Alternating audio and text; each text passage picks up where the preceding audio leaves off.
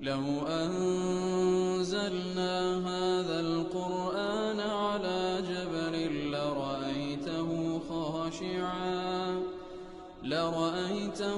خاشعا متصدعا من خشية الله وتلك الأمثال نضربها للناس لعلهم يتفكرون. الحمد لله والصلاة والسلام على رسول الله وعلى آله وصحبه ومن والاه. السلام عليكم ورحمة الله. بەڕێزان خۆشحاڵم لەوانەی چلوچار لەوانەکانی تەفسیری قورئانی پیرۆز بێمەوە خزمەتتان بە مەبەستی ڕەزامەندی خوای گەورە و هیوادارم ئێوەی ئازیز سوودی لێ وەربگرن. أعوذ بالله من الشيطان الرجيم. بسم الله الرحمن الرحيم.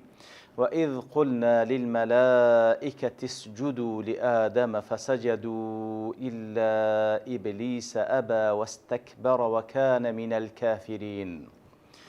بەڵێ خۆشەویستان، وەکو لەوانەی ڕابردوو بە کورتی باسمان لەو ئاتە کرد کەوا خوای گەورە سوبحانەهو وتعالە فەرمان بە پێغەمبەر دەکات صلی الله عليه وسلم کەوا باسی بکاتن کاتێک کە خوای گەورە سوبحانەهو وتعالە فەرمان بە مەلائیکەت دەکاتن کە سوزدە لە بۆ ئادەم ببن. چۆنیەتی ئەو سوزدەبردنە؟ ئایا ئەو سوزدەبردنەیە کەوا لە بۆ خوا دەبردرێ؟ وایاخود تەنها وەکو ڕێزلێنانە لە بۆ ئادەم عەلەیهی سەڵات وەسەلام؟ دیارە لێرەدا زانایان زۆریان قسە لەسەر ئەو بابەتە کردێ. لێرە لە دوای ئەوەی کە خوای گەورە سوبحانەهو وتعالە فەزلی ئادەم بە دیار دێخی عەلەیهی سەڵات وەسەلام لە بۆ مەلایکەت بەو عیلمەی کە پێی بەخشیە کە وەکو لەوانەکان ڕابردووش باسمان کرد کە بەڕاستی ئەوە یەک لەو جێگایانەیە کەوا فەزل و گەورەی عیلمان لۆ بە دیار دەکەوی. خوای گەورە سبحانه وتعالى تفضيل آدمي كردي لسر ملائكة وفرمانيان بيدكا كوا سوزدي لو بن بتي بو ريزي كلينا بوي كوا علمي فير كرديا كوا براستي وش بلغي لسر فلو باي علم خواهي قول علمان بي بخشي يا ربي. يتر او سوزديا بس الشيويك بو ديار السوزده بردن بفعلي بو الشيوازي دا قوتري السوزده بردن كوا نيوتسوان لسر روي زوي دابن دريتن لبو أو ذاتي كوا سوزدەی لۆ دەبەی. دیارە معتەزیلا وەکو دیارە فەرقەیەکن لە تاریخی ئیسلام هەبووینە و ئێستاش ئیمتدادی ئەفکارەکانیان هەرمایە. معتەزیلا چ دەڵێن؟ دەڵێن ئادەم عەلەیهی سەڵات وەسەلام وەکو قیبلەیەک بوو لە بۆ مەلایکەت، کەواتە کو ئێمە ئێستا سوزدە لە بۆ خوا دەبین سوبحانەهو وتعالە، بەڵام کەعبەی پیرۆز قیبلەمانە. کەواتە کاتێکەوە ڕوو لە کەعبە دەکەین واتە مانای ئەوە نییە ئەمە کەعبە دەپەرستین، نا وەالعیاذ بالله، بەڵکو ڕوو لە کەعبە دەکەین تاوەکو پەرستن لە بۆ خوای گەورە ئەنجام بدەین. سوزدەکەمان وەکو تاعەت و عیبادەتێک لە بۆ خوایە سوبحانەهو وتعالە.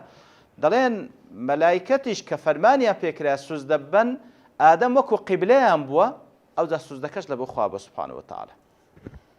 بەڵام ڕەئی سەواب و ڕاجح کەوا ئەهلی سونە و جەماعە لەسەریدان ئەوەیە کەوا ئەو سوزدەیە سوزدە بردن بووە. نافەرمی با بڵێن لە زمانی عەرەبی مەسەڵەن ئێستا کاتێکەوە دەڵێ تەوەجوهت بەرەو کەعبە بی، دەڵێ ئوسجود إلى الكعبة، ناڵێ ئوسجود للكعبة، ئوسجود إلى الكعبة، سوزدە بە بەرەو کەعبە، بەڵام کە بڵێ ئوسجود للكعبة واتە سوزدە لە بۆ کەعبە بە. ئیتر لێرەدا خوای گەورە دەفەرمی ئوسجودوا لآدم، نافەرمی ئوسجودوا إلى آدم، ئوسجودوا لآدم، کەواتە سوزدەی بن لە بۆ ئادەم. کەواتە لێرەدا ئەوە بەڕاستی ئەو ڕەئیەی معتەزیلە کە دەڵێ ئادەم وەکو قیبلەیەک بووە، نەخێر، بەڵکو سوزدەکە لە بۆ ئادەم بووە. بەڵام سوزدە بردن وەکو زانایان دەفەرمون دوو شێوازی سوزدە هەیە. سوزدەیە وەکو تەحیە و تەکریم، وەکو ڕێزلێنان، وەکو سڵاو لێکردن. سوزدە چیش؟ وەکو عیبادە و تعظیم.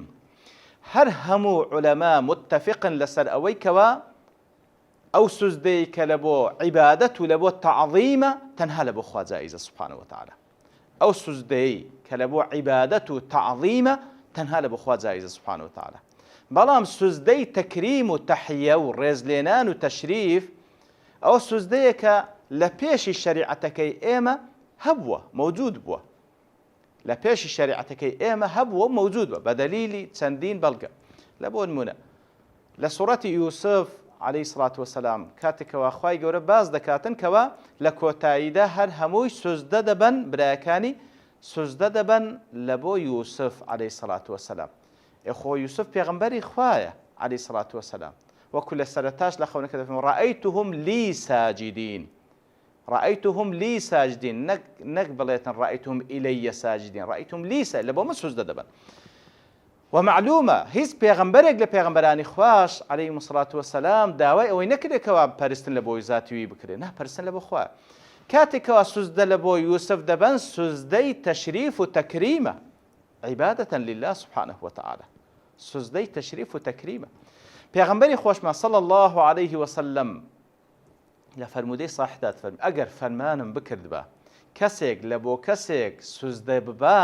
کەواتە ئەگەر جائز بە لەو شەریعەتەی کەوا خوای گەورە بە منی ڕەوان کردیە کەسێک لە بۆ کەسێک سوزدە ببا ئەوە لە ئەمەرت المەرئەتە ئەن تەسجودە لزەوجها فەرمانم بە ئافرەت دەکرد سوزدە لە بۆ مێردەکەی ببا بەڵام کە جائز نیە لە شەریعەتیمە سوزدە لە بۆ غەیری خوا لێ پێغەمبەر صلی الله علیه و سلم دەفەرمی ئەو فەرمانەم نەکردێ طبعا لێرەدا مەبەست ئەوەیە کەوە حەقی پیا و لەسەر خێزانەکەی چەند زۆرە ئیتر ئەوە بابەتێکە ئینشاءالله مەسەلەی بینی ژن و پیا و حەقی پیا و ئافرەت و واجباتی هەریەک لەوانە دیارە جێگا و مەکانەتی خۆیان هەیە هەردووچیان بەڵام بە هەر حاڵ لێرەدا ئەوەی کە مەبەستمانەمە حەلی شاهید لەو حەدیثەی ئەوەیە کە پێغەمبەر صلی الله علیه و سلم ئەگەر فەرمانم بکرد بە کەسێک سوزدە لە بۆ کەسێک ببا فەرمانم بە ئافرەت دەکرد سوزدە لە بۆ پیاوەکەی ببە واتە حەقی هەندە زۆرە پیاوەکەی لەسەری بەڵام کە فەرمانی نەکردیە بەڵگەی لەسەر لەو شەریعەتەی جائز نییە سوزدەبردن لە بۆ غەیری خوا ئەگەر سوزدەبردنی تەحیە و تەکریم و تەشریفیش بی ئەگەر سوزدەبردنی ڕێزلێنانیش بی بەڵام لە شەریعەتەکانی پێشی شەریعەتی ئیسلام ئەوە جائز بووە طبعا معلومە وەکو چەند جار باسی دەکەینەوە ئوسولی عەقیدە لە هەموو شەریعەتەکان وەکو یەکە بەڵام ئەحکامی فقهی ئەحکامەکان لە زمانێک لە بۆ زمانیشکە لە جێگاک لە بۆ جێگایشکە لە بینی پێغەمبەران خلاف هەبووە یعنی خوای گەورە سوبحانه وتعالى بە جیاواز هینایەتی شێهەی جائز بووە لە بۆ کاتێک و لە بۆ پێغەمبەرێک و لە بۆ ئومەتێک خوای گەورە سوبحانه وتعالى بەو شێوەی نارتی ئەحکامی نهائیش لە ئیسلامدا کەوا لە دوای ئەو هیچ دینێکی نوێ نایە و پێغەمبەرێکی دیکە نایە کەوا بێتن ئەحکامی نوێتر بینی هەتا وەکو قیامەتدا دێ کەواتە ئەو دوو سوزدەیەمان هەیە بەڵام لە ئیسلامدا تەنها یەک سوزدەبردن هەیە ئەویش سوزدەبردنی عیبادەتە لە بۆ خوای گەورە سوبحانه وتعالى ئیتر ئەو سوزدەی کە خوای گەورە فەرمانی کرد مەلائیکەت لە بۆ ئادەم بن سوزدەی ڕێزلێنانە سوزدەی ڕێزلێنان و سوزدەی وەکو بە عەربی دەڵێت تەحیە و تەکریم و تەشریفە سوزدەی ڕێزلێنان لە بۆ ئادەم ببن طاعەة لله بە جۆڕایەلی فەرمانی خوای گەورە کەواتە خوای گەورە فەرمانی کردێ مەلایکە سوزدە بن لە بۆ ئادەم سوزدە لە بۆ ئادەم نەک سوزدە لە بۆ خوا سوزدە لە بۆ ئادەم دەبن بەڵام طاعەة لله بە جۆڕایەلیکردنی فەرمانی خوای گەورە کەواتە عیبادەتی ئادەم ناکەن عليه الصلاة والسلام ئەبەدەن خوای گەورە سبحانه وتعالى نەبە و شتە ڕازی نە فەرمانیش پێ دەکا بەڵام وەکو ڕێزلێنان سوزدە لە بۆ ئەو دەبن طاعة لله سبحانه وتعالى أو اعتقاد أهل السنة والجماعة بنسبة أو سوزدەی کەوا مەلایکەت لە بۆ ئادەمیان برد سوزدە بردن بوو بە نیوسەواندانان لەسەر ڕووی زەوی لە وەکو ڕێزلێنان لە بۆ ئادەم وطاعة لله سبحانه وتعالى زۆر کوزانان دەفەرمون ئیتر ئەگەر خوای گەورە سبحانه وتعالى فەرمانمان پێ بکە بە سوزدە بردن لە بۆ هەر زاتێک ئێمە جۆڕایەلی خوا دەکەین سوزدەی لۆ دەبین طاعة لله بەڵام وەکو عیبادەت تەنها عیبادەتی خوای گەورە دەکەین سبحانه وتعالى تەنها عیبادەتی خوای گەورە دەکەین سبحانه وتعالى ئەو مەلایکەتانی کەوا سوزدەیان برد لە بۆ ئادەم هەموو مەلایکەتەکان بوون یان چەند مەلایکەتێک بوو لەوێ مەوجود بوو دیارە ڕەئی با بڵێن ڕاجح لەو بابەتەش ئەوەیە هەر هەموو مەلایکەتەکان بوون بە دەلیلی ئەواتەی سوڕەتی الحجر فسجد الملائكة كلهم أجمعون كواتا بدو شواز بدو تأكيد خواهي قول تأكيد دكاتو كلهم أجمعون هميان بيكوش سوزديان بر لبو آدم عليه الصلاة والسلام فسجدوا فأكد تعقيبه يكسر سوزديان بر لو كاتك وخواهي قول سبحانه وتعالى فرمان بيكر إلا إبليس تنها إبليس نبي إبليس أبى واستكبره واتا امتنع امتناعی کرد ئامادە نەبوو ئەو سوزدەیە بە وەستەکبەرە سینەکەش لە بۆ تەئکید و لە بۆ مبالغەی ئەو ئیشەیەکەوە دەیکا کەواتە خۆی زۆر زۆر پێی گەورە بوو لەوەی کەوا فەرمانی خوای گەورە جێبەجێ بکاتن. جا لێرەدا ئایا لە سەرەتادا خوای گەورە دەفەرمیتن فەرمانمە بە مەلایکەت کرد کەوا سوزدە بۆ ئادەم بن، پاشان دەفەرمی هەمووی سوزدەیان برد تەنها ئیبلیس نەبێ. ئایا ئیبلیس لە ڕیزی مەلایکەتە؟ ئایا ئیبلیس مەلایکەتە تاوەکو بەو خیتابە و بەو فەرمانی خوای گەورە مەشمول بی؟ یان لە سەرەتادا نەیفەرموو فەرمانمە بە مەلایکەت و بە ئیبلیسیش کرد، ئیتر مەلایکەت سوزدەی بەر ئیبلیس نەیکرد. هەر یەکسەر دەفەرمی مەلایکەت، پاشان دەفەرمی هەمووی سوزدەیان برد تەنها ئیبلیس نەبێ. ئایا ئیبلیسیش لە ڕیزی مەلایکەتەکانە کە مەشمول بوو؟ ئایا ئیبلیسیش لە ڕیز مەلایکەتەکان کە مەشمول بە فەرمانی خوای گەورە؟ لێرەدا لە وەڵامدا زانایان دوو ڕەئیان هەیە. هەندێک دەڵێن بەڵێ لە ڕیزی مەلایکەتەکانە، دەڵێن ئەویش وەکو مەلایکەتە، ئەویش مەلایکەت بوو ئەسڵەن نەک وەکو مەلایکەتە، ئەویش مەلایکەت بوو. طبعاً ئەوە جمهوری مفەسرین لەسەر ئەو ڕەئیەنە، جمهوری مفەسرین لەسەر ئەوەنە کەوا ئیبلیسیش مەلایکەتە، بەڵام هەندێک لە مەلایکەت لە ئاگر دروستکراینە، هەندێکیش لە نور.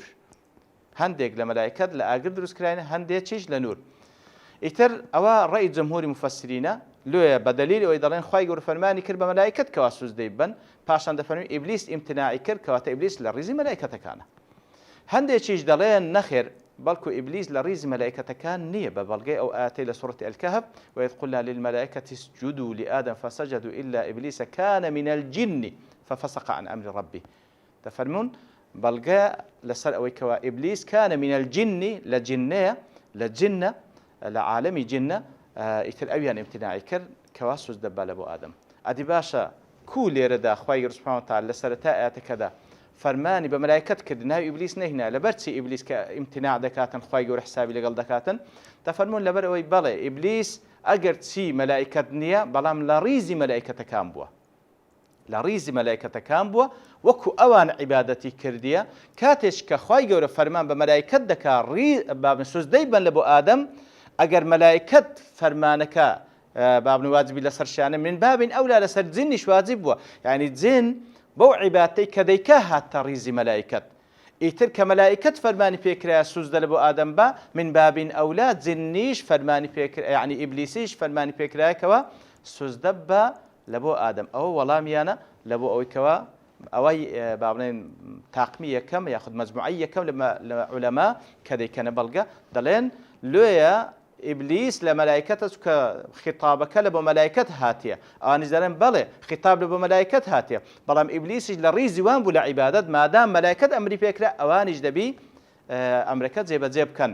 یعنی حتا نمونەش دەینەوە دەڵێن لە بۆ نمونە مثلا کەسێک لە ماڵێک میوانە، کەسێک لە ماڵێک میوانە لە ژوورێک دانیشتینە لەگەڵ ساحب ماڵەکە و یاخود لەگەڵ ئەندامانی ئەو عائیلەیە، ئیتر کاتێک کە فەرمانێک دێتن لە بۆ ئەو کەسانەی هەمووی لەوێ مەوجودن ئەو فەرمانە جێبەجێ بکەن، ئەویشیان ئەگەر چی میوانە بەڵام کە دەگوترێ هەمووتان جێبەجێ بکەن دەبی ئەویش جێبەجێ بکە. ئیتر بەو شێوەیە ئیبلیس لە ڕێزی مەلایکەت بۆ لە عیبادەت لێیە کە فەرمان بە مەلایکەت کرا، ئیتر ئەویش فەرمان پێکرا و دەبا سوزدە لە بۆ ئادەم بە. بەڵام ابن القیم ڕەحمەتی خوای لێبی دەڵێ هەردوو ڕەئی لێک نزیکە، دەڵێ هەردوو ڕەئی لێک نزیکە. ئەویش ئەوەیە دەڵێ فعلا مەلایکەت و ئیبلیس هەردووچیان لەسەر یەک شێواز خەڵق کراینە، هەردووچیان لەسەر یەک شێواز خەڵق کراینە، وەکو یەکیش عیبادەتیان دەکرد ئەو کات. ئیبلیسیش وەکو مەلایکەت کەواتە لە سوورەتدا لە شێوازدا وەکو یەک بوون، وەکو یەکیش عیبادەتیان دەکرد، بەڵام هەندێک لە مەلایکەت لە ئاگر دروستکراینە و هەندێکیش لە نور. هەتا وەکو لە وەڵامی ئەو ئاەتەی باڵێن کە لە سوورەتی ئەلکەهفە کە خوای گەورە دەفەرمێ کان من الجن، ئەو عولەمانەی دیکەکەوە مصرن لەسەرەوەی کەوا ئیبلیسیش لە مەلایکەتە کو وەڵامی ئەو ئاەتە دەنەوە کان من الجن ففسق عن امر ربي، دەڵێ کان من الجن بەو شێوەی لێک دەدرێتەوە، واتە لەو مەلایکەتانەیە کەوا خەزەنەی بەهەشت بووینە، پاسەوانی بەهەشت بووینە، لەو مەلایکەتانەیە کەوا پاسەوانی بەهەشت بووینە. لێیە لە سوورەتی ئەسافاتیش خوای گەورە دەفەرمێ وجعلوا بينه وبين الجنة نسبا، مشریکەکان لە بینی خوا و لە بینی جینە لە بینی ئەجندە نەسەبیان دروست کرد والعیاذ بالله. ئێخۆ هەمومان دەزانین کەوا مشریکەکان دەیانگوت مەلایکەت کچی خوایە، کەواتە لێرەشدا عینی تێک دەکاتەوە جنیش تاقمێک بووە یاخود بەشێکە لە مەلایکەت ئەوان لە ئاگر دروستکرانە ئەوانیش لە نور ئیتر بەو شێوەیە وەڵامێکتر دەنەوە. ابن القیم بۆ گوتمان ڕەحمەتی خوای لێبی دەڵێ لە سوورەت وەکو یەکن کەواتە ڕاستە وەکو یەکن لە سوورەتدا بەڵام لە خیلقەتدا هەندێکیان لە مەلایکەت لە ئاگر دروستکراینە هەندێکیش لە نور. والله ئاعلم ئیتر ئەو ڕەئیانەیە وەکو گوتمان جمهوری مفەسرین دەڵێن ئیبلیسیش لە مەلایکەتە بە دەلیلی ئەوەی کەوا خطابەکە لە بۆ هەردوولایان هاتێ بەڵام ئەوان کە دەڵێن بە بەڵگەی ئاەتی سوورەتی الکهف نەخێر جن بابن ئیبلیس لە جنە ففسق عن الرب بەڵام لێ لەگەڵەوان بوو لەبەرەوەی لە عیباد لەگەڵەوان بوو والله أعلم بالصواب. إلا إبليس أبى واستكبر وكوتمان أبى وتامتنع واستكبر وتخوي بي جوربو سينكاز لبو تأكيد ومبالغة كوا فعلا زور خوي بي جوربو يتر براست أو خطرة كاتك كوا هركسك امتناع ذكا لف جيب ذكرني فرمانش خوي جورا بلام لروانجي تكبروا بي أو براستي وكو إبليس مصيركي وكان من الكافرين باشا لبرسي إبليس تكبر قرتي لەسەر ڕوانگەیەکەوە ئەو تەکەبوڕەی لە بۆ دروست بوو دیارە لەبەر تەوابوونی کار لێرەدا دەوەستین بە پشتوانی خوای گەورە لەوانەی داهاتوو دێین لە خزمەت ئەواتە زیاتر دەوەستین. سبحان ربك رب العزة عما يصفون وسلام على المرسلين والحمد لله رب العالمين. لو أنزلنا هذا القرآن على جبل لرأيته خاشعا متصدعا من خشية الله وتلك الأمثال نضربها للناس لعلهم يتفكرون.